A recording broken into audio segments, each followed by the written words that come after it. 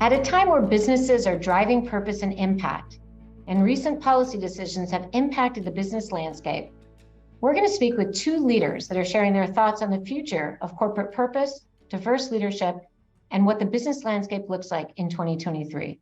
So as I mentioned, our work continues. And to start off the day, I am thrilled to introduce Dan Hesse, the chairman of Akamai Technologies and WBC board director. Welcome, Dan. Thanks, Gwen. And Tolu Lawrence, who's the managing director and head of corporate impact at Just Capital. And Just Capital is a nonprofit that helps companies create value for all stakeholders, rooted in the issues that matter most to the public. So Tolu, welcome. Thank you, Gwen. So Dan, I want to start off with you by asking a really simple question. What is corporate purpose? Well, I'm glad you asked, Gwen. And by the way, one other thing I'll add is I'm also on the board of directors of Just Capital, which is another great nonprofit. But I'm glad you asked this question, because I think it's good to kind of start, everybody kind of at the same level in terms of understanding, what it means. I really see every corporation's DNA is really made up of three items, what we call the three W's. One is the what being your strategy, what you're going to do. The second being who are the people in the company, the team. And the three is the why. Why are we here? Why does this company exist? And that's your purpose. But there's a fourth element that's also really important, because it's really the enabler of those three. And without it, those three things won't get accomplished. And that's the how, which is culture. And that's generally why you see commitments, for example, to diversity, inclusion, and what have you in the culture statements. Also because culture tends to be internally focused on how the company gets things done. And statements of purpose generally are aspirational and external, but they wouldn't happen without a strong culture that has the elements that support it. So on purpose, I've picked a few purpose statements as good kind of examples of what corporate purpose is. So if you look at Microsoft, to empower every person and every organization on the planet to achieve more. Google, to organize the world's information and make it universally acceptable and useful. Netflix, to entertain the world. Procter & Gamble, to provide branded products and services of superior quality and value that improve the lives of the world's consumers. So again, on purpose, I didn't pick any of our award winners, so I wouldn't leave anybody out, but they're good examples of showing kind of the aspirational and kind of global nature of statements and purpose. And I think it explains why diversity and inclusion is so important, because if you don't have a diverse organization, how are you going to relate to every market in the world, both geographically, gender, race, or what have you? Obviously, diversity and inclusion leads to better decisions. It helps global and domestic, corporate reputation, but perhaps most importantly, getting back to the who, that being so important, the people in your company. You're not going to attract and retain the best talent without, an inclusive environment. But by the way, what I'm talking about is a lot of statements. What's really most important is how we act. I recently had a conversation with a diverse person who was recruited to the C-suite of a company. This person could have gotten a job anywhere. It's very much in demand. And I asked them, why did you pick this particular company? And they said, well, all of them had great statements in terms of their commitment to diversity and inclusion. But what I did was I looked at the board of directors. I looked at who was on it. Actions speak louder than words, which is one of the reasons that I like being on the Just Capital board. And it's great to have Tolu here to talk about it, because that's really what Just Capital tries to do, as well as take a look at results and actions that companies take. Tolu, that seems to lead right into kind of, Just Capital talks a lot about purpose, even in newsletter. So how do companies drive purpose? Thanks for queuing me up, Dan. It's perfect transition. Just each year, we engage with hundreds of major employers, about 350 publicly traded companies representing 14 million workers just in the past year. So Through our work, we see that commitment to purpose really creates value for stakeholders in many ways, mitigating risk, building brand value. I think Dan spoke to that a bit, reducing costs, and also identifying new market opportunities. But really, in order to see the benefits, companies really have to take steps to move beyond the platitudes and really invest in what it takes to operationalize purpose. And that's really the space in which we're often engaging with companies. And over our years of polling the public, that's about over 160,000 Americans since the organization was founded. We've heard time and time again that Americans across every demographic group agree that it's important for companies to make workers their top priority. Americans also agree that companies should foster a diverse and inclusive workplace by taking actionable steps. So that can look like commitment at the leadership level, like someone like Dan at the helm of Sprint, conducting a pay equity analysis, offering key benefits like paid parental leave, setting workforce diversity targets. The thing is that when business leaders take these steps to demonstrate a commitment to advancing equity, they're also investing in their employees overall, and they're setting a higher standard for the treatment of all of their workers. So it comes down to what your purpose looks like in practice. Are you establishing a policy to check a box? Or are you listening to your workers? Are you hiring decision makers and resourcing them with the teams and budget they need to drive change? And are you measuring and disclosing your progress along the way to hold yourself accountable? In our work at Just, through our corporate impact team, where we work directly with companies seeking to drive change through initiatives, we find that companies that move past that checkbox are actually the ones that are seeing the rewards that are associated with the investments and really operationalizing purpose and diversity. And I want to talk a little bit about, what you both are saying that's so incredibly important is employee engagement matters, diversity, equity, inclusion matters across that. We also know it's how you use your brand, community engagement, and supplier diversity. And we talked about transparency, track, and measure. So what do companies need to be tracking? What do they need to be transparent about, Tolu? Sure. When we sort of first start with thinking about, how do we track and measure progress on diversity, really begin by making it a business priority. I think studies show that, businesses with more diverse teams and leadership have better financial performance. I'm sure over the course of this event, we'll hear a lot about McKinsey's study. Folks are probably already familiar with it, but we do know from that in the top quartile for gender diversity, are 25% more likely to have above average profitability than those in the bottom quartile. And companies with more racial and ethnic diversity were 36% more likely to have above average profitability. So a large part of this is ensuring that folks are really understanding that it is a business priority. And then once you attract that diverse talent pool, you work to retain them. So we recently interviewed our partners at Syndio, and they noted that 58% of workers would consider switching jobs for more transparency. So that's just for transparency, right? And for Gen Z employees, that number jumps to 70%. So after dealing in data for about 10 years, what we know is that where consensus exists on what data to disclose, how to disclose it, and the business case behind why it's important, we see real progress on what companies measure, disclose, and then consequently where they improve performance. A great example of this is workforce race and ethnicity diversity data, where we've seen disclosure of the gold standard, the EEO1 report, or similar intersectional data more than triple in the last year alone, from 9% to 34%. Our diversity index concepts developed by our investor strategies team also demonstrate that companies disclosing this type of EEO1 data are outperforming their peers by 7.9%. So what are the companies tracking? Leading companies are putting their purpose to practice in a number of ways, whether they're disclosing or not. They're performing pay gap analyses and they're reporting specific pay gap ratios by race, ethnicity, and gender.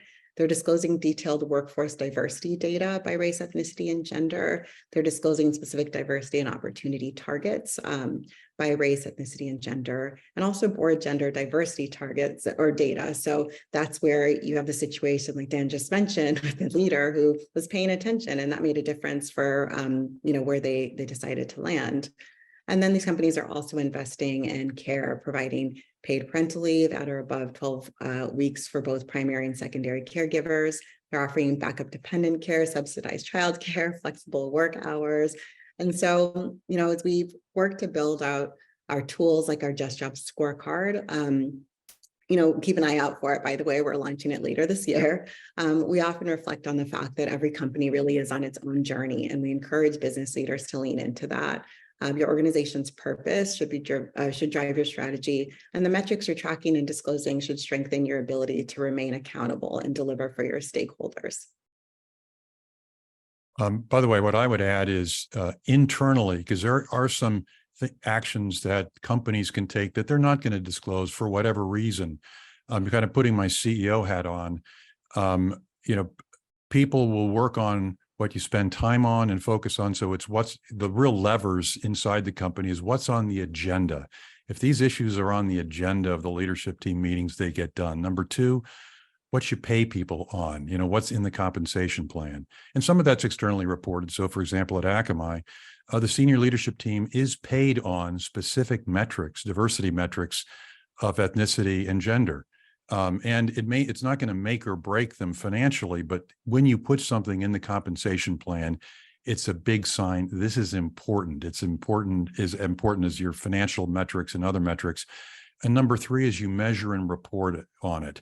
And even things like, issues like culture, you need to, first of all, define it, your purpose and culture. People say, oh, we have a really strong culture. I say, well, how do you know? Can you tell me about it? And they can't define their culture. Well, if you don't define it, you can't measure it.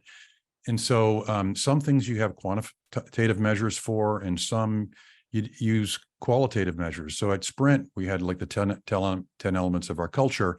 Some things like a focus on customers. We would ask the employees each quarter, how are we doing on it? That was qualitative, but we would also look at the JD Power rankings, the American Customer Satisfaction rankings, innovation. Again, ask employees, how are we doing? But we would also look at how many patents we're filing for and being granted. We had one which was like, have fun. There's no real data on that. So we just ask employees, how are we doing? And what have you. And then you report on it in the same format that you would all of the other important business results. So people know this is an important integral part of the business. So every quarter when I would report the results, it'd be the financial results, the customer results, as well as the cultural results in what we would call the format was red, yellow, green. Red means need to do better. Yellow means so-so. Green means good job. And so those are the things also internally from a metric perspective to put these kind of what some people would call soft elements, give them the same priority as you would your financial performance because they're every bit as important. So we're defining, we are measuring, we're reporting, we're communicating.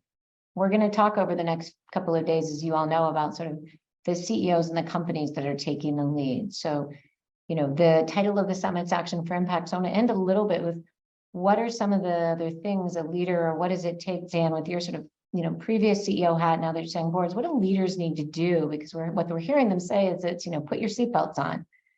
We're having to do new things and talking away. They're publishing their EO reports, Tolu, as you know, putting them on the website, right?